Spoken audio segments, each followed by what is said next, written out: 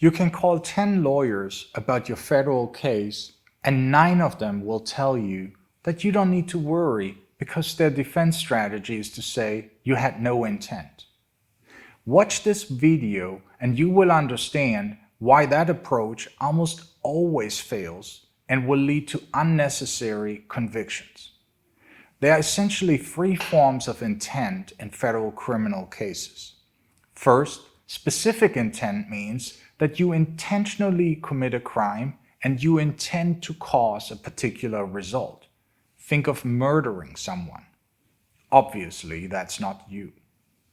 Second, most federal offenses, like for example healthcare fraud, are so-called general intent offenses.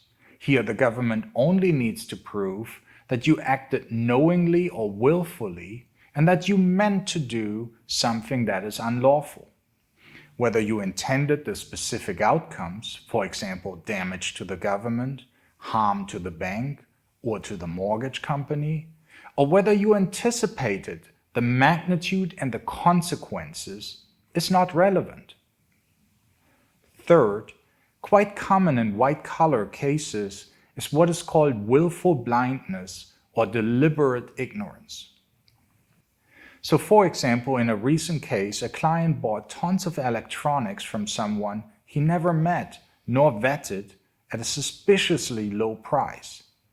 My client did not positively know that the phones he bought were stolen, but he decided to ignore and overlook certain red flags that should have prompted him to be more cautious. If you think about how little the government may have to prove to establish intent, you will understand why I, with a well over 90% rate of avoiding charges, follow a different angle. Instead of saying my client had no intent, which by the way means that you committed a crime, just not intentionally, I beat the government on the facts. I show that what you did was simply not unlawful, that the government's allegations are simply incorrect. If you agree with my approach and my track record, I encourage you to call me today.